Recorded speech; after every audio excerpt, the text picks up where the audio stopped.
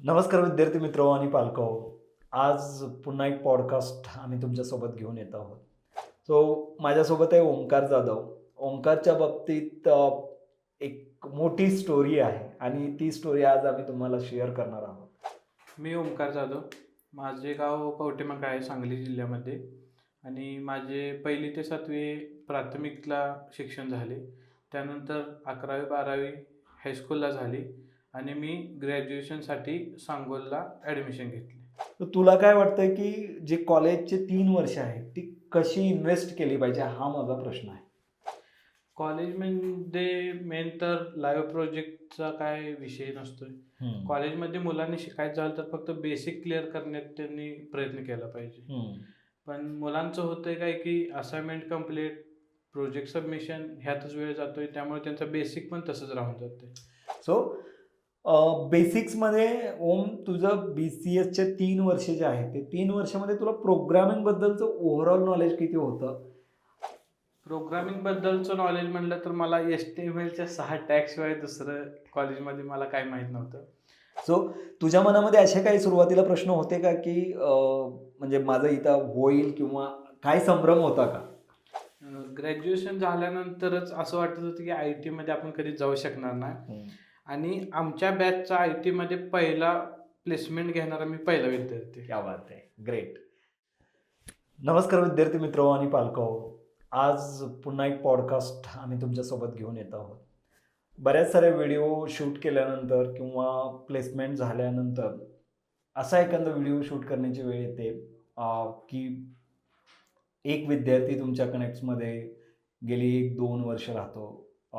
तुमच्या क्लासवरती, तुमच्यावरती विश्वास ठेवतो आणि तुमच्या कनेक्टमध्ये राहतो. 2 वर्षानंतर त्याचं ॲडमिशन होतं. गेली 6 महिने सोबत फॅमिली मेंबरसारखं राहतो आणि तो ज्यावेळेस प्लेस होतो, इथून जाण्याची वेळ येते कंपनीकडं, त्यावेळेस त्याच्या ज्या भावना आहेत, त्या भावना ऐकून घेण्याची वेळ येते आणि तेवढाच आनंद असतो की त्यानं ठेवलेला जो विश्वास आहे इन्स्टिट्यूटवरती, ब्रँडवरती, माणसावरती, तो विश्वास सार्थ ठरतो, तो प्लेस होतो आणि त्याच्या करिअरसाठी तो पुढं निघून जातो. आनंद आणि दुःख एकाच वेळेस असतं. आनंद या गोष्टीचा असतो की तो प्लेस झालेला आहे आणि दुःख या गोष्टीचं असतं की एक मित्रासारखं जे एन्व्हायर्नमेंट असतं, ते एन्व्हायर्नमेंट जाऊन म्हणजे नवीन माणसाशी पुन्हा मैत्री करावी लागते. असाच एक पॉडकास्ट आज तुमच्यासमोर घेऊन येत आहोत, तुमच्यासोबत घेऊन येत आहोत. माझ्यासोबत आहे ओंकार जाधव. ओंकारच्या बाबतीत एक मोठी स्टोरी आहे आणि ती स्टोरी आज आम्ही तुम्हाला शेअर करणार आहोत. प्लेसमेंट हे असेच होत नसतात आणि मी एक वाक्य नेहमी म्हणतो आहे, माझं ट्रेनिंग इन्स्टिट्यूट आहे तरीसुद्धा म्हणतो आहे, की फक्त क्लास केल्यानं प्लेसमेंट होणार नाही आणि जे लोकं तुम्हाला असं म्हणतील, की क्लास कर प्लेसमेंट होईल. या गोष्टीमध्ये तथ्य नाही आहे. तर तथ्य काय आहे? सत्य काय आहे?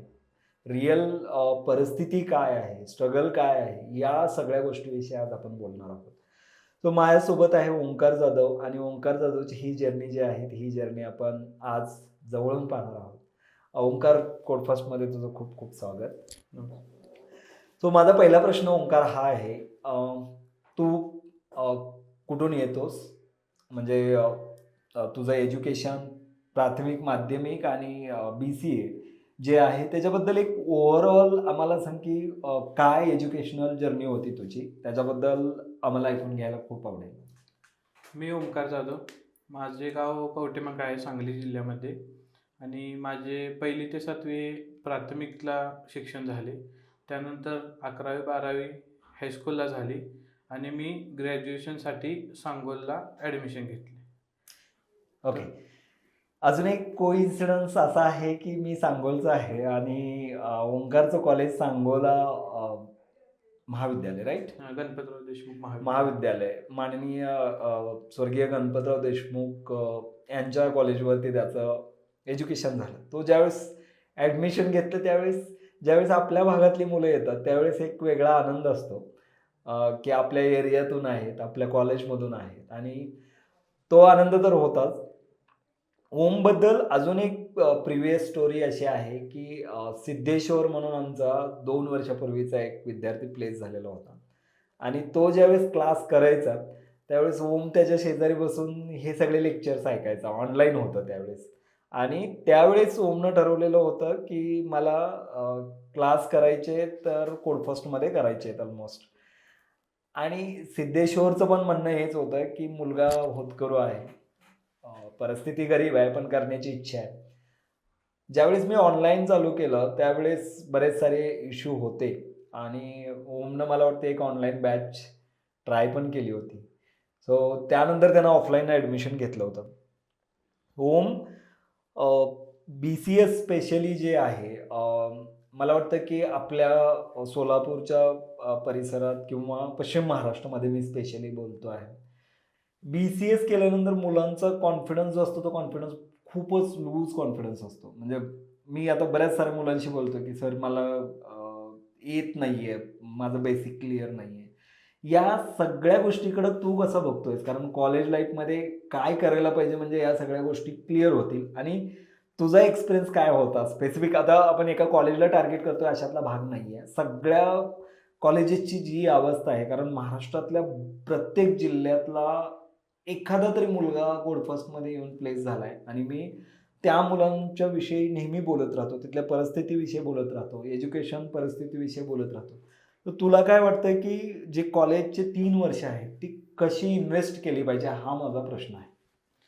कॉलेजमध्ये मेन तर लाईव्ह प्रोजेक्टचा काय विषय नसतोय. हं. कॉलेजमध्ये मुलांनी शिकायचं झालं तर फक्त बेसिक क्लिअर करण्यात त्यांनी प्रयत्न केला पाहिजे. हं.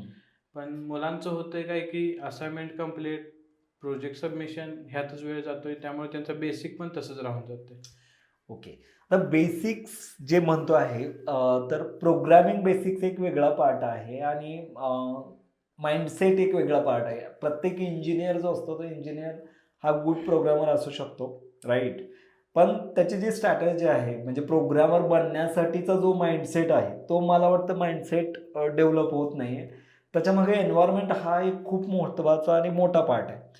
सो तुम्ही जर मुंबई, पुणे किंवा मेट्रो सिटीजचा विचार करता, तिथल्या मुलाची जी थॉट प्रोसेस आहे, ती थॉट प्रोसेस ग्रामीण भागातल्या मुलांची होत नाहीये. आत्तापर्यंत आलेल्या अनुभवावरून. पण आत्ता ते चान्सेस आहेत. कारण एआयचे असे काही टूल्स आहेत किंवा एआय एवढ्या प्रमाणात अवेलेबल आहे, की तो तुमचा माइंडसेट जर चांगला असेल, तुम्ही करणार असेल, तर मला वाटतं तुम्ही इझिली सिटीतल्या मुलाला कॉम्पीट करू शकता. सो बेसिक्समध्ये ओम तुझं बी-सी-एसचे 3 वर्ष जे आहेत, ते 3 वर्षामध्ये तुला प्रोग्रामिंगबद्दलचं ओव्हरऑल नॉलेज किती होतं? प्रोग्रामिंगबद्दलचं नॉलेज म्हटलं तर मला HTMLच्या 6 टॅगशिवाय दुसरं कॉलेजमध्ये मला काही माहीत नव्हतं. आणि मेन म्हणजे मला कोडिंगचं पूर्ण नॉलेज म्हटलं तर कोड फर्स्टला आल्यावर समजलं, की मला एआय टूलमधलं ChatGPT सुद्धा कोड फर्स्टला आल्यानंतर समजले, की एआयमध्ये हे ChatGPT आपण कोडिंगसाठी यूज करतो. ओके. सो आता बऱ्याच साऱ्या मुलांचे प्रश्न हे असू शकतील, की म्हणजे ओम करू शकला तर मलाही होईल. कारण जसा आता ओमचा व्हिडिओ तुम्ही बघत असाल आणि ओम ज्या परिस्थितीतनं येऊन प्लेस झाला, त्या परिस्थितीतनं आपणही प्लेस होऊ शकतो असं बऱ्याच जणांना वाटत असेल. पण या कॉलेजमधून येऊन किंवा अशा प्रकारच्या कॉलेजमध्ये येऊन परत इथं येण्याच्या पाठीमागचं आणि इथून बिल्ड होण्याच्या पाठीमागे एक जर्नी आहे, एक स्ट्रगल आहे, एक प्रवास आहे. तो प्रवास आपण समजून घेतला पाहिजे. तो खूप महत्त्वाचा आहे. सो ओम माझा पुढचा प्रश्न हा आहे तुला, की अ, तुझं ॲडमिशन कोणत्या मंथमध्ये झालं तुला आठवतंय का? इथे माझं ॲडमिशन जुलैमध्ये झालं. मला जुलै 2025. 25 बरोबर डिसेंबर 31ला माझ्या हातात ऑफर लेटर आलं. गुड. सो जुलै ते डिसेंबर म्हणजे 6 महिन्याचा पिरियड तू होतं. मला वाटतं तू इथं स्पेंड केलाय. हां. या 6 महिन्यामध्ये ओम किती मुलांचे प्लेसमेंट तुझ्यासमोर झाले? 6 महिन्यात माझ्यासमोर 6 ते 8 मुलं प्लेस झाले होते. ओके. सो टोटल जे आहेत आमचे सुपर 30चे नियर अबाउट 13 ते 14 मुलांचं प्लेसमेंट झालंय. ओमच्या समोर जे आहे ते 7 ते 8 मुलांचं प्लेसमेंट झालंय. आत्ता या बॅचमधले रिसेंटली काही मुलांचं प्लेसमेंट ओमसोबत झालेलं आहे. सो ह्या 6 ते 8 जणांच्या प्लेसमेंट मागं प्रत्येकाची एक स्टोरी आहे. आम्ही ती तुमच्यापर्यंत घेऊन येतो आहोत. प्रत्येक मुलाचे व्हिडिओ घेऊन येत आहोत. ओम ज्यावेळेस तू ॲडमिशन घेतलं, त्यावेळेस तुला असं वाटत होतं का की मी हे कंटिन्यू करेल, किंवा तुझ्या मनामध्ये काय प्रश्न होते नक्की, की जे पण तुला असं वाटत होतं की नाही यार हे तर होईल की नाही, किंवा काय गोष्टी आहेत? कारण एक तर माझं इन्स्टिट्यूट थोडंसं बाहेर आहे, अ, आणि मोस्टली रेफरन्सची मुलं इथे येतात, जे प्लेस होतात तीच रेफर करतात. ओमलाही प्लेसमेंटचा रेफरन्स होता, पण इथं ऑनलाईन प्रेझेंटेशन ही एक वेगळी गोष्ट आहे. Zoomच्या पाठीमागे एक यू-एस कंपनीचं बॅकग्राऊंड लावलं आणि छान-छान बोललं तर तुम्ही ऑनलाईनमध्ये प्रेझेन्स दाखवू शकता. पण ऑफलाईनमध्ये ज्यावेळेस तुम्ही काम करता, त्यावेळेस रिअल ग्राउंडवरती काय परिस्थिती आहे ती खूप महत्त्वाची असते. आणि माझ्या इन्स्टिट्यूटच्या बाबतीत काही पॉइंट्स आहेत, जसं थोडंसं बाहेर आहे. म्हणजे अगदीच कोर सिटीमध्ये नाही आहे, जिथं बस येत नाही आहे, पण पुण्यापासून हिंजवडीपासून 1-2 किलोमीटरच्या सर्कलमध्ये आहे, डेव्हलपमेंट एरियामध्ये आहे. त्यामुळं अजून बस वगैरे इथपर्यंत येत नाही आहे. सो तुझ्या मनामध्ये असे काही सुरुवातीला प्रश्न होते का, की म्हणजे माझं इथं होईल, किंवा काय संभ्रम होता का? ग्रॅज्युएशन झाल्यानंतरच असं वाटत होतं की आय टीमध्ये आपण कधी जाऊ शकणार नाही. हं. आणि आमच्या बॅचचा आय टीमध्ये पहिला प्लेसमेंट घेणारा मी पहिला विद्यार्थी. क्या बात है! ग्रेट. सो सांगोला महाविद्यालयातील मुलांसाठी मला वाटतं माझ्यासाठी ही अभिमानाची गोष्ट आहे. मी ज्या भागातून येतो, त्या भागातल्या कॉलेजचा एक मुलगा येऊन स्वतःचं करियर स्वतः बनवू शकतो. ओमच्या प्लेसमेंट मागं मला वाटतं मी माझ्या पद्धतीने एक्सप्लेन केलं तर खूप कमी वाटा आहे. त्याचे स्ट्रगल्स आणि त्याचं जे इच्छाशक्ती आहे ती खूप मोठी आहे. जसं तो सुरुवातीला बोलला, की 6 टॅग शिवाय त्याला काही येत नव्हतं. पण काही मुलांचं जे म्हणजे 2 प्रकारची मुलं असतात. एक जे असतात ते थोडासा इगो असतो प्रत्येक मुलांना. म्हणजे मी बऱ्याच साऱ्या मुलांबरोबर बोलतो किंवा शिकवल्यानंतर समजतं, की नाही मी बघून घेईन माझं काय आहे ते. आणि काही मुलं जे असतात ते तुमच्यावरती डोळे झाकून विश्वास ठेवतात. त्यापैकी मला वाटतं ओम एक असा होता, की "सर तुम्ही जे म्हणाल ते मी करेन. मला फक्त प्लेस व्हायचं आहे." आणि फक्त क्लासमध्ये एकत्र न थांबता ओमबरोबर मला वाटतं खूप सारा टाईम स्पेंड केलाय. कुठेही बाहेर गेलो तर मी ओमला घेऊन जायचो. टेक्निकल, नॉन टेक्निकल कामासाठी मी माझ्या ऑफिसच्या कामासाठी जरी गेलो तरी मी सोबत ओमला घेऊन जायचो. बऱ्याच वेळा आमच्या गप्पा होतात, गोष्टी होतात. आणि ह्या सगळ्या गोष्टीमधून तुम्हाला एक माणसाचा जरी आमचा एज गॅप डिफरन्स असेल तरी आम्ही ॲज अ फ्रेंड म्हणून राहिलो. आणि त्याच्या इच्छाशक्ती त्याच्या बोलण्यातून समजत होतं की नाही मला प्लेस व्हायचं आहे आणि ते त्यानं करून दाखवलं. सो ओम मला वाटतं की अ, तू तुझ्या कॉलेजमध्ये ज्यावेळेस हा व्हिडिओ बघितला जाईल त्यावेळेस मुलांना समजेल की नाही केलं तर होत आहे, पण केलं पाहिजे. सो आता जसं जुलैमध्ये तू ॲडमिशन घेतलंस, त्यानंतरची तुझी जर्नी काय आहे, ही प्लेसमेंटची जर्नी ते खूप महत्त्वाची आहे. तू ज्यावेळेस आला त्यावेळेस कोडफर्स्टमधला ट्रेनिंग शेड्यूल कसं होतं? तुमची बॅच कशी होते? तुझे फ्रेंड्स कसे होते? बरेच सारे प्रश्न आहेत. तर माझा पहिला प्रश्न त्याच्याबाबतचा हा आहे, की तुझं शेड्यूल काय होतं? म्हणजे एक्झॅक्टली तुमच्या बॅचचं शेड्यूल कसं होतं? मी 9ला यायचो इथं ऑफिसला. त्यानंतर लेक्चर व्हायचे. लेक्चरवर झालेल्यावर टास्क असाईन व्हायचे सगळ्यांना. मग ते टास्क सॉल्व्ह करण्यात डे जायचा आणि 4 ते 5 जे-डी सेक्शन असायचं. हा डेलीचा रूट 3 महिने होता. त्यानंतर बेसिक ते क्लिअर झाल्यानंतर प्रोजेक्टवर काम चालू झालं. ग्रेट. सो साधारण जे पहिल्यांदा बघतायत त्यांच्यासाठी मी सांगतो आहे, की डेली 8 तास आम्ही मुलांसाठी इथं स्पेस अवेलेबल करून दिलेली आहे आणि 2 ते 3 तास आमचे टेक्निकल सेशन्स असतात. त्यानंतर मग एखादी टेस्ट असते, किंवा टेक्निकल कम्युनिकेशनचा एखादा राउंड असतो. दिवसभराच्या ॲक्टिव्हिटी ठरलेल्या असतात. पण त्यानंतर त्याला जो वेळ मिळतो तो स्टडीसाठी किंवा इम्प्लिमेंटेशनसाठी वेळ मिळतो. त्याला आम्ही क्लोजली मॉनिटर करतो. तुझं जे कोडिंग स्किल आहे ते क्लोजली मॉनिटर केलं गेलं का? म्हणजे कधी सरांनी बघितलंय का, की तू टेस्ट कशा लिहितोयस किंवा कोड कसा लिहितोय? याबद्दल म्हणजे ह्याचं कधी कम्युनिकेशन झालं का आणि ते कसं होतं? टास्क असाईन झाल्यानंतर बेसिक स्टार्टिंगला तर कोडिंग चालू केले पहिल्यांदा. त्यामुळे बेसिक चुका व्हायच्या. त्यामुळे सरांची म्हणजे तुमची जास्त मदत झाली, की आम्हाला काय चूक झाली आणि काय सुधारली पाहिजे, काय ह्यानंतर नेक्स्ट गेलं पाहिजे. ओके. लॉजिक इम्प्लिमेंटेशन हा ग्रामीण भागातल्या मुलांचा कम्युनिकेशन, लॉजिक इम्प्लिमेंटेशन हे 2 शत्रू आहेत आता ग्रामीण भागातल्या मुलांचे आणि त्याच्यावरती खूप जोरदार काम केलं पाहिजे. कम्युनिकेशन एकदम high end, high technical communication is not required. जे आपण काम चलाऊ कम्युनिकेशन आहे तेवढं तरी ॲटलिस्ट आलं पाहिजे आणि ते मस्ट आहे. सो लॉजिकसाठी तू काय केलंस लॉजिक डेव्हलपमेंटसाठी? लॉजिकसाठी मी ज्यादा त्यावर काम केलंय. मी रात्री 1-1 वाजेपर्यंत जावास्क्रिप्टवर स्पेशली काम करायचो, ज्याने की माझं लॉजिक बिल्ड झालं पाहिजे. ओके. तू प्रोग्रामची भरपूर सारी प्रॅक्टिस केलेली हो. आहे. ओके. प्लेसमेंटच्या किती अपॉर्च्युनिटीज किंवा किती कॉल तुला प्लेसमेंटचे मिळाले किंवा तू किती अटेंड केलेले आहेत? साधारण एक आठवत असेल 6 महिन्यामध्ये की मी एक 3-4 किंवा किती टोटल किती कॉल अटेंड केलेले आहेत? टोटल मी 7 ते 8 कॉल अटेंड केले. ग्रेट. सो 7 ते 8 कॉलनंतर आमचीही स्वतःची सॉफ्टवेअर डेव्हलपमेंटची फर्म आहे आणि आमच्याकडे ज्यावेळेस फ्रीलान्सिंगचा प्रोजेक्ट आलेला होता त्यावेळेस ओमला आम्ही डिप्लॉय केलेलं होतं त्याच्यावरती आणि आमचा असा प्लॅन होता की जर ओमचं प्लेसमेंट नाही झालं तर आम्ही ओमला आमच्याच कंपनी थ्रू ऑनबोर्डिंग करणार होतो. पण त्याच्या आधीच त्याच मंथमध्ये त्याचं सिलेक्शन झालं. या सिलेक्शन मागं मला वाटतं ओम की खूप मोठी एक स्ट्रगल स्टोरी असायला पाहिजे कारण 6 महिन्याचा प्रवास असा 2 शब्दामध्ये तर संपणार नाही आहे. सो टोटल जे प्रोजेक्ट्स होते तुझे, किती प्रोजेक्ट्सवरती तू काम केलं आहे टोटल आत्तापर्यंत?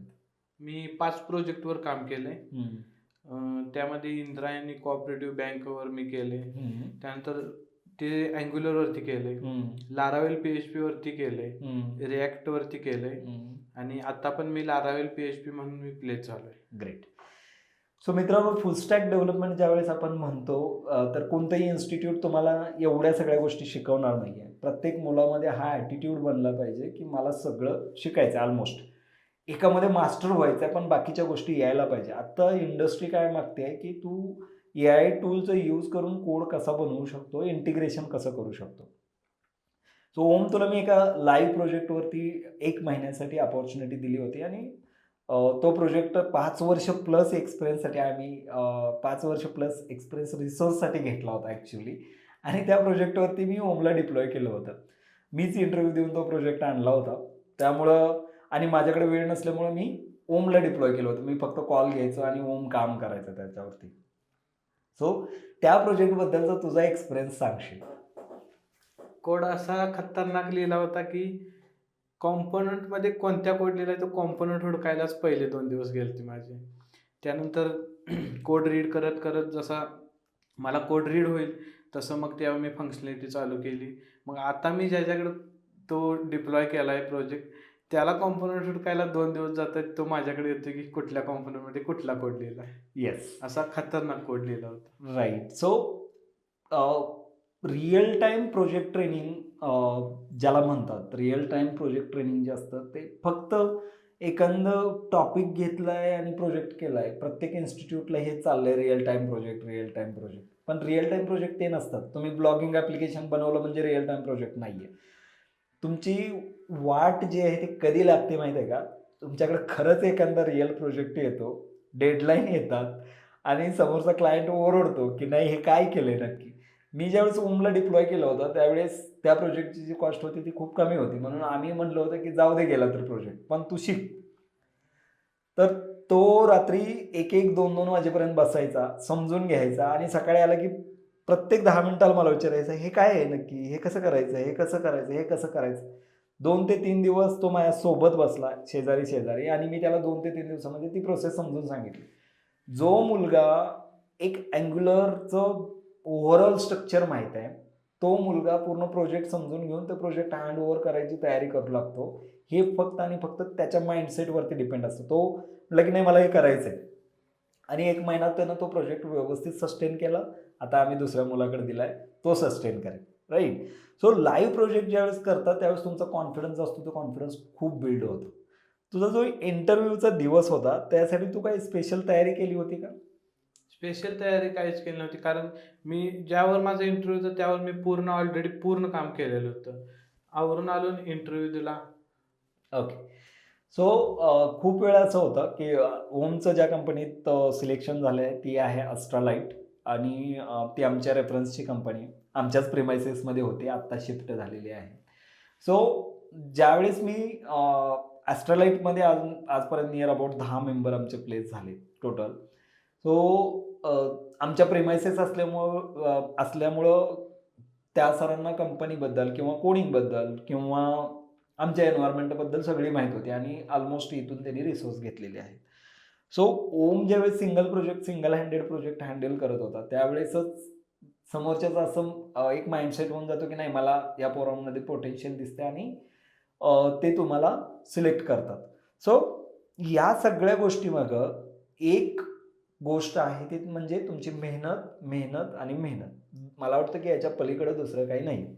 समज जर तुला या आमच्या रेफरन्स कंपनीमध्ये जॉब मिळाला नसता, वन केसमध्ये पकड, कारण ठीक आहे आपले सरांची ओळख दररोज एकत्र एका प्रेमायसेसमध्ये काम करतो आहोत म्हणून ओळख असते. ओके, सो माझा पुढचा प्रश्न हा आहे की समज की तुझं ॲस्ट्रलाइटमध्ये सिलेक्शन झालं नसतं, कारण ही रेफरन्सची कंपनी असल्यामुळं माइट बी सरांनी तुझं पोटेन्शियल जवळनं बघितलं आहे आणि तुला सिलेक्ट केलं आहे असं समज, पण ॲस्ट्रलाइटमध्ये तुझं झालंच नसतं, तर तू बाहेर प्लेस झाला असता का? हो, नक्कीच झालं असतं. कारण ती जिद्दच होती मनात, की काही करून आय-टीच्या क्षेत्रात आपल्याला एंटर करायचंच आहे. आणि ह्या कंपनीत झालं हे सर ओळखीचे आहेत, तिथे फ्रेंड्स काम करतात. त्यामुळे ही कम्फर्टेबल कंपनी आहे. त्यामुळे भारी झालं. ग्रेट. आणि सरांनाही तुझं पोटेन्शियल माहीत माहिती असल्यामुळे होतं. मला वाटतं त्यांना खूप सारा फायदा होईल. सो मला तुला या पॉडकास्टच्या शेवटी घेऊन जाताना काही गोष्टी विचारायच्या आहेत. त्याच्यामध्ये एकतर ग्रामीण भागातल्या मुलांनी काय करायला पाहिजे? म्हणजे क्लास लावायला पाहिजे की नाही लावायला पाहिजे इथंपासून, की त्यांनी म्हणजे बाकीची काय तयारी करायला पाहिजे? मी तर या मताचा माणूस आहे की ग्रामीण भागातल्या मुलांनी थोडीशी स्वतः तयारी करावी, मग क्लासेस करावेत. कारण आता जर तुम्ही बाकीच्या क्लासेसची, कालच मी एका मुलीबरोबर बोलताना म्हणजे 3 मुली मला अमरावतीवरून भेटायला आल्या होत्या कोडपाससाठी आणि त्यांच्याशी बोलताना एका इन्स्टिट्यूटचं नाव आलं. ते 4 लाख रुपये फीस घेत आहेत. सो ह्या सगळ्या गोष्टी मार्केटमध्ये चालू आहेत आणि याच्यामध्ये गरीब ग्रामीण भागातली मुलं भरडली जाऊ नये याच्यासाठी काय करायला पाहिजे? मुलांनी तर कॉलेजला असताना त्यांचं बेसिक आणि कम्युनिकेशनचं नॉलेज डेव्हलप केलं पाहिजे. आणि पुण्यामध्ये आय-टीसाठी शिकवणारे क्लासेस खूप आहेत आणि फ्रॉड तर खूप आहेत. त्यांनी क्लास निवडताना जेन्युइन तिथं जाऊन, जसं की आपला कोड फर्स्ट आहे, असं त्यांनी ही केली पाहिजे, विचार माहिती त्यांनी बघितली पाहिजे. गुड. की नक्की जेन्युइन तिथे काम काय चालतंय. Very good. सो एका शब्दात सांगायचं झालं तर कोडफस्टबद्दल काय सांगशील? कोडफस्टबद्दल सांगायचं झालं तर कोडफस्टनं शेती करणाऱ्या मुलाला, गावाकडच्या मुलाला एक आय-टीचं नवीन वळण, नवीन दिशा दिली. ओके, थँक्यू ओम. तुझं मनापासून आभार. तू वेळ काढलास आणि या पॉडकास्टमध्ये सहभागी झालास त्याबद्दल कोडफस्टकडून खूप सारे आभार. थँक्यू.